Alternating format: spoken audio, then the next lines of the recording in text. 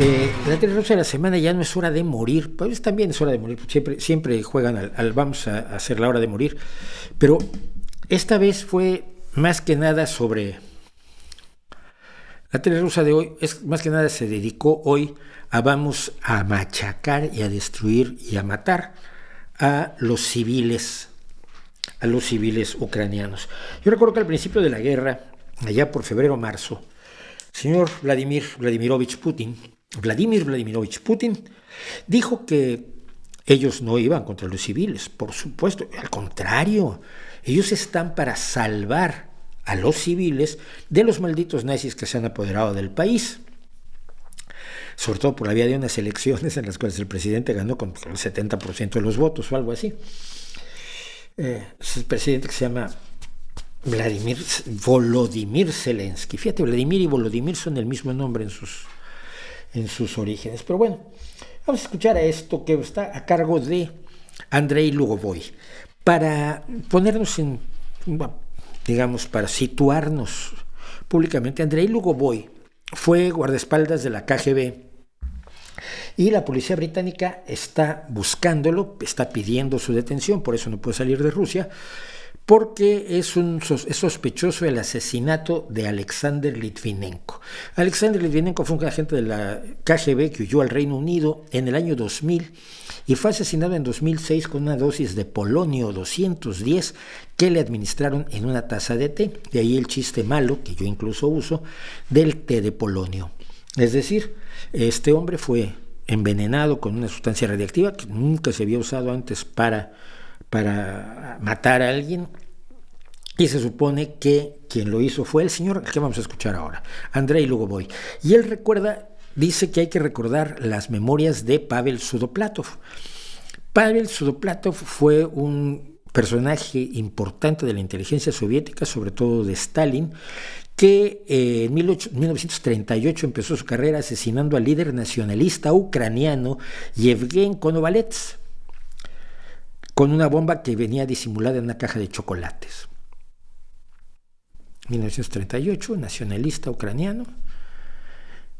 Por eso querrá que nos acordemos de Pavel Sudoplatov o que Zelensky se acuerde de Pavel Sudoplatov, y sobre todo Pavel Sudoplatov fue el que puso en marcha los dos atentados contra Trotsky en México, el primero de los cuales fue verdaderamente peor que si lo hubieran hecho los hermanos Marx, que estuvo a cargo del pintor Siqueiros, y el segundo, el de Mercader del Río, que efectivamente mató a él, y sabemos que él se estuvo a cargo del asesinato de Trotsky porque lo contó en sus memorias después de que cayó la Unión Soviética, ya que él murió.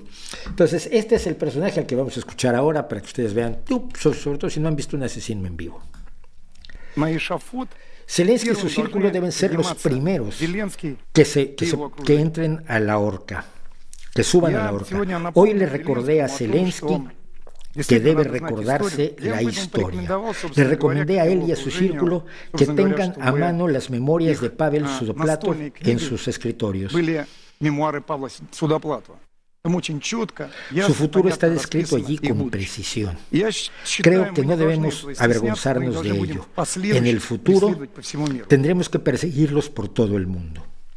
O sea, está anunciando que van a matar a Zelensky como mataron a Konovalets y a León Trotsky.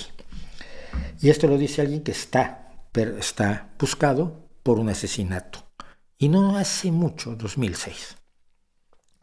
Nuestro viejo amigo Vladimir Solovyov, el más brutal de todos los presentadores de la televisión rusa, sigue con su ambición y su obsesión nuclear. Tengo unas preguntas técnicas. Primero que nada, ¿por qué Trump está haciendo esto? Dice, ¿por qué? Esto no es de su... Perdón, me voy a parar un segundo. Esto no es de su obsesión nuclear tanto como de que están muy molestos porque ahora resulta que ya no les gusta que Trump quiera ser presidente, porque ven que el futuro para Rusia también se llama Ron DeSantis. Entonces cuenta Vladimir Solovyov. Tengo algunas preguntas técnicas. ¿Por qué está haciendo esto Trump? En realidad, ¿para qué? Sería imposible encontrar un peor momento que este. No le da absolutamente nada. Se desempeñó muy mal en la presentación y quiero decir muy mal en su presentación de su candidatura. No hay cuestiones positivas aquí. El compañero Solovyov, le digo compañero por supuesto con muy mala hostia, Solovyov quiere leer el anuncio de candidatura de Donald Trump en términos de que realmente Donald Trump quiera ser presidente. No lo está leyendo en los términos en los que debe leerse, por supuesto, que es que Donald Trump necesita subterfugios porque la ley se le está acercando. Se ha nombrado un fiscal especial para todos los casos que están pendiendo sobre la cabeza de Donald J. Trump, y su anuncio tiene mucho más que ver con esto que con las esperanzas de Vladimir Solovyov de que le sirva nuevamente como ya le sirvió a Rusia. Esto va a ser un poco largo, pero es importante porque tenemos a la obsesión nuclear de Solovyov y a la gente que le dice te estás pasando. Y un caso aquí, lo más curioso es esto: el Europarlamento, el Parlamento de la Unión Europea, declaró hace un par de días que Rusia era un Estado terrorista. Es un Estado terrorista porque ha atacado a los civiles y porque está cometiendo crímenes de guerra continuamente. Pero no lo llaman el Parlamento de la Unión Europea, no lo llaman el Europarlamento, sino lo llaman el Parlamento de la OTAN. Ha aprobado una resolución diciendo que somos patrocinadores del terrorismo. Hicieron recomendaciones para que se nos considere así. ¿Alguien puede explicarme qué nos hace terroristas? ¿Somos patrocinadores del terrorismo? ¿A quién patrocinamos? Uno puede sacar esa conclusión lógica, pero ¿a quién estamos patrocinando? Supuestamente estamos apoyando a ciertas organizaciones que buscan metas terroristas contra el mundo libre. ¿Qué organizaciones terroristas son esas? Somos un Estado que patrocina el terrorismo. Significa que estamos llevando a cabo políticas terroristas contra Ucrania. ¿En serio? Sí. Nuestra lógica es sencilla. Si tenemos armas que nos garantizan la victoria total, sería extraño no usarlas. De otro modo, ¿para qué las hicimos? Si pensamos que nuestras vidas ya no tienen valor y que las armas nucleares ya no son necesarias, lo siento, tengo que parar a veces, porque el maravilloso mundo occidental, el maravilloso mundo occidental tiene que permanecer, pero Rusia puede ser destruida, así que vamos a dejar de desarrollar todas las armas modernas, ya que no tienen su función de impedir precisamente la guerra. Y alguien lo explica. Sí, cumple su función de impedir la guerra con respecto a otras armas nucleares. Si no, estás viendo las cosas mal desde el principio. La función del impedimento se relaciona a las acciones militares. Se te han metido en condiciones tales que son inaceptables, donde la OTAN lucha contra ti, siguen lo que no esté enloquecida, usando su superioridad en ciertos tipos de armas, dándose cuenta de que podrías usar armas nucleares, pero decimos, ustedes están contra nosotros, pero no vamos a usar las armas nucleares que tenemos. Déjame recordarte, le dice este hombre, de nuestra doctrina. Y la doctrina, y aquí hay que aclarar un segundo, la doctrina nuclear, porque todo país tiene una doctrina para el uso de sus armas, la doctrina nuclear de Rusia es que solo se pueden usar armas nucleares, solo se van a usar armas nucleares si la existencia del Estado ruso está amenazada, y es lo que este contertulio le está explicando a Vladimir Solovyov. Dice, déjame recordarte acerca de nuestra doctrina. Si la existencia del Estado ruso se ve amenazada, ¿está amenazada la existencia del Estado ahora mismo? Dice, definitivamente, no, en este momento no lo está. Espera, sí, nuestra tierra está siendo ocupada. Dice, de lo que se trata es del futuro, del destino de la operación militar. No. El asunto es el destino de nuestro país. Perdóname, ¿están ocupados nuestros territorios? Volodia, por favor. Así le dicen. Volodia es una forma amistosa, cariñosa de decir, ¿cómo se llama? Vladimir. Nuestros territorios están ocupados. Volodia, por favor. Estás diciendo tonterías. No era nuestro territorio hasta que declaramos que lo era. Y esto es cierto, no era territorio. Los rusos declararon la anexión pero no era su territorio ni Lugansk, ni Donetsk, ni Gerson. Y dice este Andrei Sidorov, que aparece mucho, por cierto, las armas nucleares solas crean las condiciones para la ausencia de una guerra en gran escala. En guerras pequeñas, en conflictos pequeños como el que estamos llevando, no hay una agresión directa de la OTAN con nosotros. Y Solovyov estalla. ¿Cómo que no hay una agresión directa? Las fuerzas de la OTAN no están peleando allí. ¿Las fuerzas de quién están peleando? Hay instructores, gente con señales, pero no son sus fuerzas. ¿Qué fuerzas son? En todos los conflictos locales de la Guerra Fría hubo especialistas militares luchando a ambos lados, pero no peleaban en el territorio de la Federación Rusa, de esos países que estaban participando en esas guerras por poderes.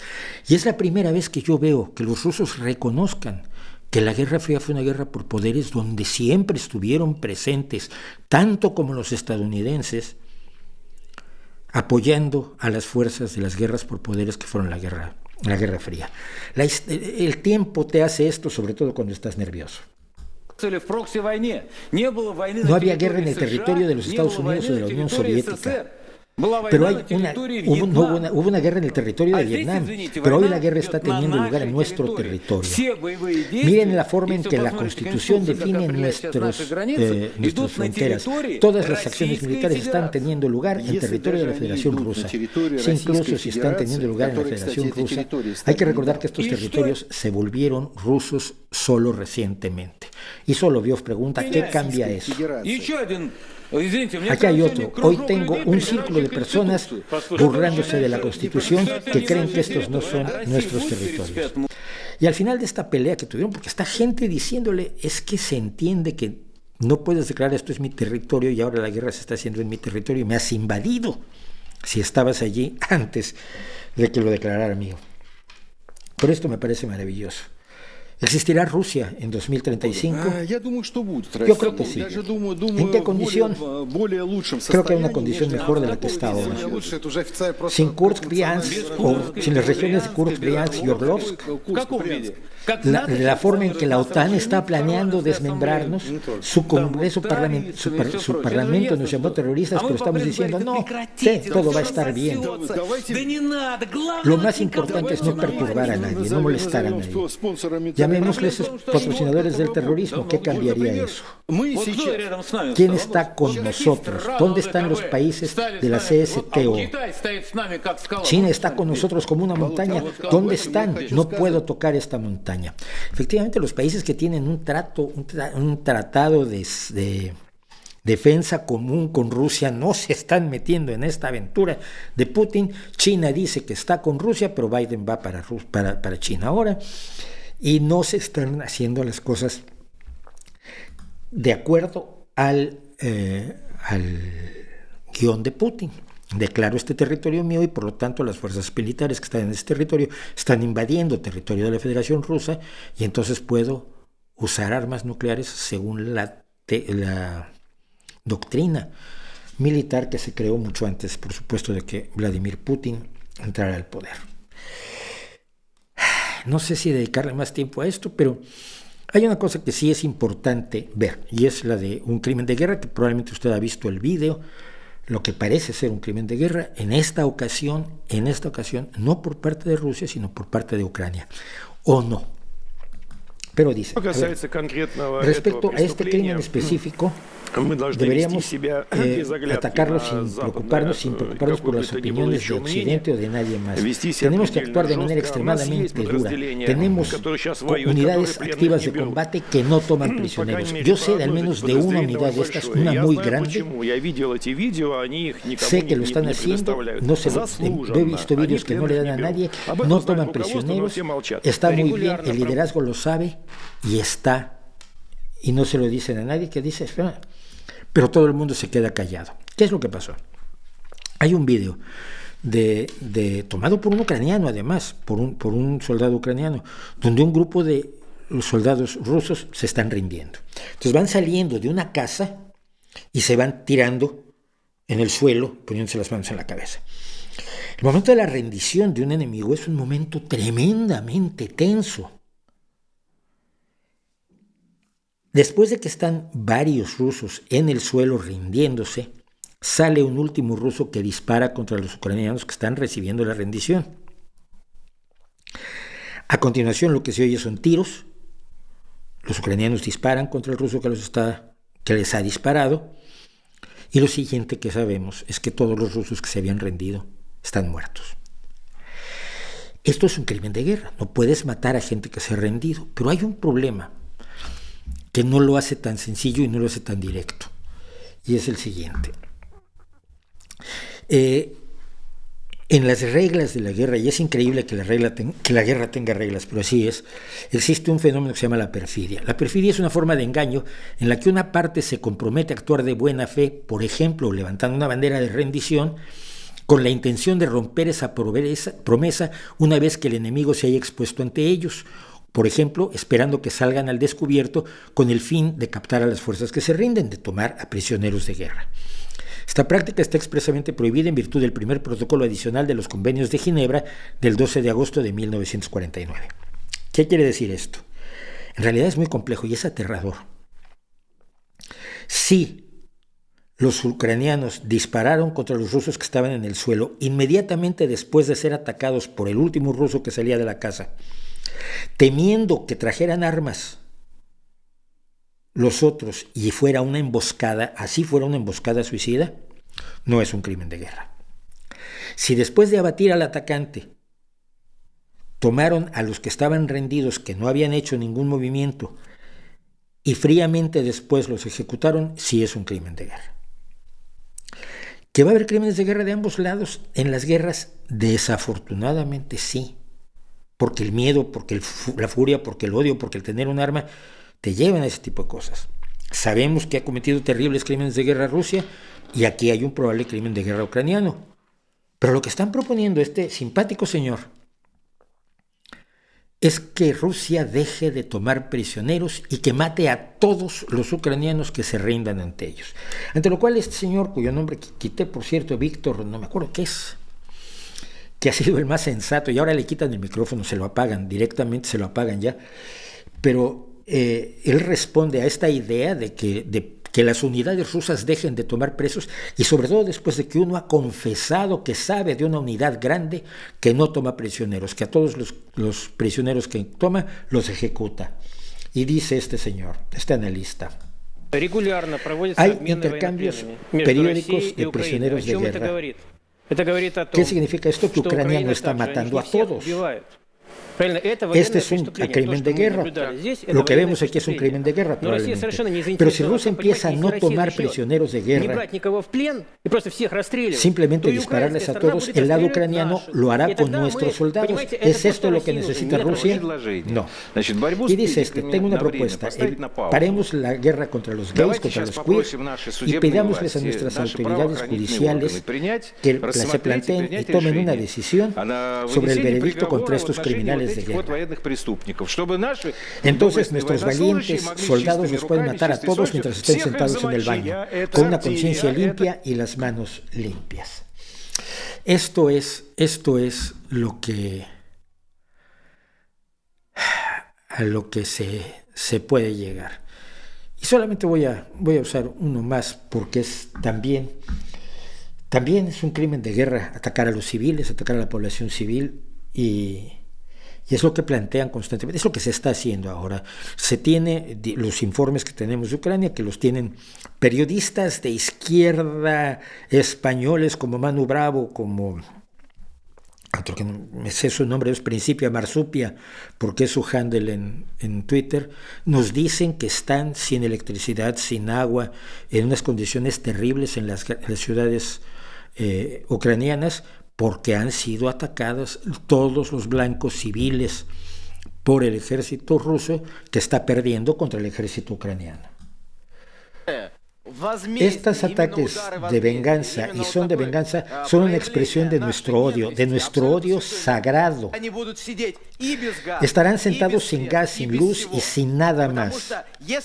Si el régimen de Kiev busca el camino de los criminales de guerra, tienen que congelarse y pudrirse allí mismo. La gente regular la gente común le preguntan, ¿la gente común tiene que congelarse y pudrirse? Sí, tienen que salir a la calle y y finalizar el régimen nazi de Zelensky. Hemos visto este estado en campos de concentración, a donde están yendo a las hornos de gas, donde no pueden levantarse, donde parece que debería haber un levantamiento y no lo hay. Están oprimidos, es un síndrome de víctimas. ¿Dónde están las revueltas? No vemos revueltas. Más de eso, dicen que los ratings de popularidad de este tipo en camiseta, que es Zelensky, son bastante altos. Si uno cree en las encuestas de Kiev, y este hombre dice, no confíes en las ciencias sociales en tiempos de guerra, por favor. Sí, la popularidad de Zelensky está altísima entre gente que tiene una visión política radicalmente distinta a la de Zelensky. Yo mismo tengo una visión política distinta. Zelensky es un hombre de derecha y es un hombre que ha tenido ciertos gestos que no son del tipo de gestos que a mí me gusta que tenga un presidente, pero en este momento lo apoyo como Churchill apoyó a Stalin sabiendo la clase, un personaje 1.000 millones de veces peor Stalin que Zelensky. Pero tiene popularidad. Lo que quieren lograr es que los ucranianos se rindan, pidan a Zelensky que se rinda por hambre o por frío. Creo que no lo van a lograr. Pero es tremendo lo que llega uno a ver en la televisión rusa, sobre todo cuando dicen esto. La lista de objetivos de infraestructura debe ampliarse de una u otra forma. Esto aporta a nuestra victoria. Para nosotros la victoria es absolutamente necesaria. Cualquier negociación, si comienza súbitamente con el lado ucraniano, esas negociaciones no terminarán bien para nosotros. Del otro lado, no hay una sola persona que pueda con la que pueda confiar el pueblo ruso o las personas en Rusia. Es decir, hay que aniquilar totalmente a Ucrania. Esto, y se me olvidó decirlo al principio, todo lo que saca la televisión rusa viene del Russia Media Monitor. El Russia Media Monitor es una labor enorme que está haciendo Julia Davis, que es periodista de The Daily Beast, que es un medio muy respetable además, y Julia está viendo la televisión rusa para que no lo tengas que hacer tú, seleccionando esto, traduciéndolo al inglés, en un trabajo maravilloso. Yo cada semana le paso lo que hicimos de la tele rusa a Julia Davis, no ha protestado, le da like, le da me gusta y lo retuitea, o sea que considero que de momento tengo permiso para usar el Russia Media Monitor, que también está en YouTube, de Julia Davis.